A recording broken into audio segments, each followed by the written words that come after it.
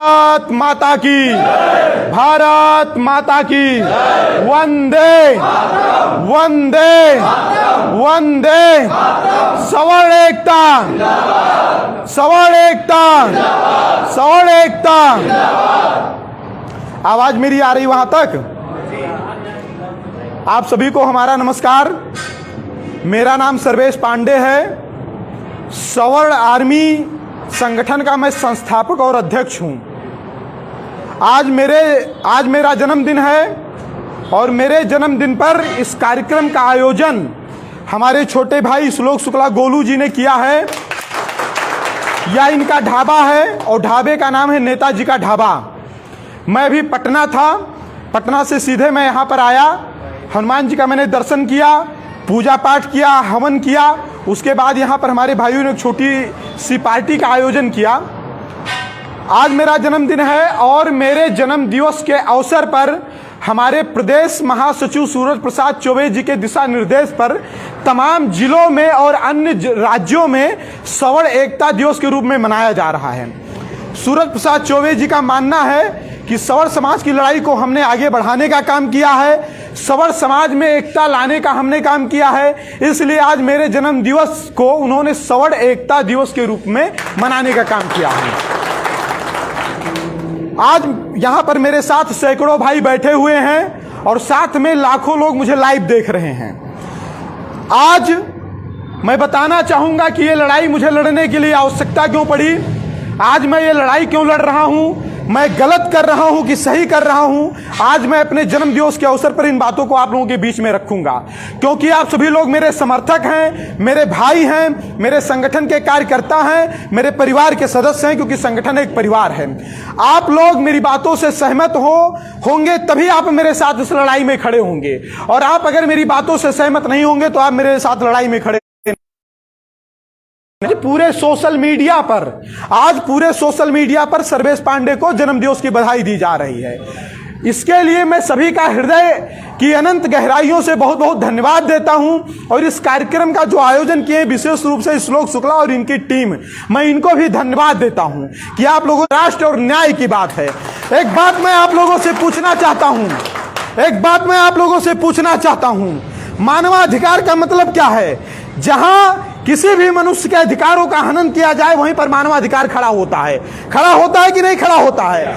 लेकिन एक बात बताओ, कोई पंडित जी का लड़का है, कोई ठाकुर साहब का लड़का है, कोई बनिया भूमिहार समाज का लड़का है और वो गरीब घर का लड़का है, लेकिन उसे ना स्कॉलरशिप मिलेगा, उसे ज्यादा नंबर लाने के बाद फेल भी कर दिया जाएगा, उसे ना प्रधानमंत्री आवास मिलेगा, पंचायत में आरक्षित सीट से वो चुनाव नहीं लड़ सकता है, विधानसभा लोकसभा में आरक्षित सीट से वो चुनाव नहीं लड़ सकता है। ये बताइए कि उसके साथ मानवाधिकार का हनन हो रहा है कि नहीं हो रहा है?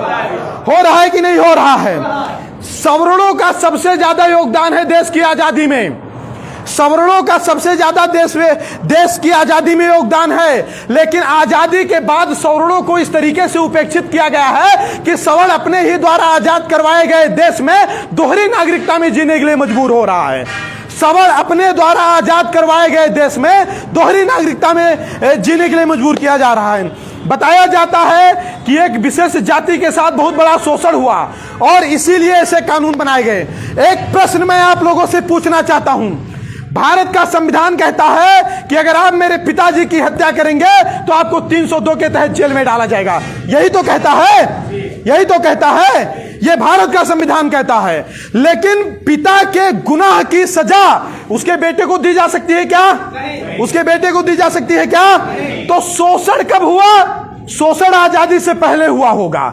मतलब मुझे लग रहा है कि आजादी से पहले तो अंग्रेजों का राज था, अंग्रेजों से पहले तो मुगलों का था, मुगलों से पहले शक हुड़ियों का था। तो शासन तो समय समय पर सभी लोगों ने किया है। अगर मान लीजिए किसी ने किसी का शोषण किया भी, तो ना आज शोषण करने वाले जिंदा हैं, ना जिनका शोषण हुआ वो जिंदा हैं। और जिन्होंने शोषण किया तो शोषण के जिम्मेदार वो हो सकते हैं, हम कैसे हो सकते हैं? आप बताइए मुझे, हम कैसे हो सकते हैं? तो शोषण जो हुआ वो 47 के पहले हुआ और उस शोषण का बदला आज 1992, 93, 99 और 2000 में पैदा होने वाले बच्चे से लिया जा रहा है। क्या ये न्याय संगत है? क्या ये न्याय संगत है? संविधान का 302 कानून जो कहता है कि अगर तुम सजा करोगे तो तुमको अपराध करोगे तो तुम्ही को सजा मिलेगी, तुम्हारे बच्चे को नहीं मिलेगी, तो भाई ये तो संविधान के भी खिलाफ है। तो क्या इस तरीके से अगर हमारे साथ भेदभाव हो रहा है, यह बता करके इन्होंने शोषण किया, इनके पूर्वजों ने शोषण किया, तो क्या उधर जो शोषण हुआ तो क्या अब हमारा शोषण करोगे? और शोषण करोगे तो कब तक शोषण करोगे? इसका एक क्राइटेरिया तो निर्धारित होना चाहिए। कब तक फर्जी SC/ST एक्ट के मुकदमे में हम जेल जाते रहेंगे? कब तक हम 90% नंबर लाकर फेल किए जाएंगे? कब तक हम योग्य नेतृत्व अपने अंदर रखने की क्षमता रखने के बावजूद भी प्रधानी का चुनाव सिर्फ इसलिए नहीं लड़ पाएंगे कि आरक्षित सीट है और मैं जनरल कैटेगरी से आता हूं? कब तक आखिर में हम कोई हमें बभनवा ठकुरवा ललवा कहकर के बार बार गाली देगा, लेकिन हम किसी के जात का नाम भी ना ले और फर्जी मुकदमा लिखवा दे? कब तक ऐसे शोषण का हम शिकार होते रहेंगे? बताइए आप लोग मुझे। तो क्या मैंने इसके खिलाफ आवाज उठाकर सही किया कि गलत किया? क्या मैंने इसके खिलाफ आवाज उठाकर सही किया कि गलत किया? आज यहां पर एक सौर समाज का लड़का बैठा हुआ है, सौर समाज का युवा बैठा हुआ है। कुछ लोगों को तो लग रहा होगा, कुछ लोग सोच रहे होंगे क्या आयोजन है, कैसे कैसे क्या आयोजन है, सर्वेश पांडे कौन है? लेकिन मैं आपको एक बात बताऊं, मैं एक गरीब मां का लड़का, मैं ब्राह्मण कुल में मेरा जन्म हुआ और मैं सवर्ण समाज से आता हूं, लेकिन सवर्ण समाज का होने के नाते मेरा शोषण हुआ, मुझे प्रताड़ित करने का काम किया गया और वही चीजें हमारे दिमाग में बैठी थी। आज मैं मजबूती से खड़ा हुआ और अपने समाज के साथ किए गए अत्याचार का बदला लेने के लिए मैं तैयार हूं। एक बात मैं आप लोगों से बताना चाहता हूं, आज पूरे देश में जो भी कानून व्यवस्था है, जो भी न्याय की व्यवस्था है, जो भी समानता की व्यवस्था है, लोकतंत्र का मतलब होता है जनता का तंत्र। लोकतंत्र का मतलब होता है जनता का तंत्र। लेकिन इस देश की सरकारों ने जातियों के लिए कानून बना करके इस देश के लोकतंत्र को लोकतंत्र ना रख करके जाति का तंत्र बना करके रख दिया है। सही कह रहा हूं गलत कह रहा हूं? सही कह रहा हूं गलत कह रहा हूं? हमारा संविधान कहता है कि जाति धर्म लिंग भाषा के आधार पर भेदभाव नहीं किया जाएगा। तो फिर पाड़े के लड़का से 500 और पासवान के लड़के से 50 रुपया फीस क्यों लिया जा रहा है? बताइए, अन्याय और अत्याचार है कि नहीं है? यह अन्याय अत्याचार है कि नहीं है? तो इस अन्याय और अत्याचार को मूक बनकर के हम कब तक सहते रहेंगे? इस अन्याय और अत्याचार को मूक बनकर के हम कब तक सहते रहेंगे?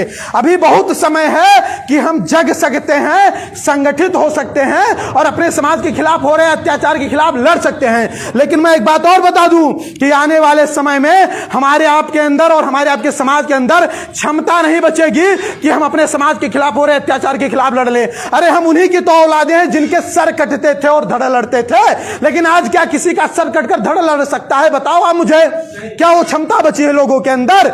आज से 50 साल पहले आप जाइए, अपने बाप दादा की स्थिति और अपने बाप दादा के इतिहास आप देखिए और आज वर्तमान में आप अपनी स्थिति देखिए और आप कल्पना करिए कि आने वाले 50 साल के बाद आपकी स्थिति क्या होगी। आपकी स्थिति जब से देश आजाद हुआ है उसके बाद आज तक आप प्रगति की तरफ गए हैं कि आप नीचे की तरफ गए? किधर गए हैं आप लोग? नीचे की तरफ तो गए हैं। भारत एक ऐसा देश है जहां का नियम है कि 50% सीटें जात बिरादर के लिए दी जाएंगी और 50% सीटों में वो भी फाइट करेंगे, उसके बाद जो बचेगा तो हम पाएंगे। क्या ये न्याय संगत है? आप बताइए। भारत में जातिगत जनगणना करवाया जा रहा है सिर्फ यह जानने के लिए कि किसकी जाति का कितना योगदान है। भारत में जातिगत जनगणना करवाया जा रहा है सिर्फ यह जानने के लिए कि किसकी जाति की कितनी संख्या है। उनकी मांग है कि जिसकी जितनी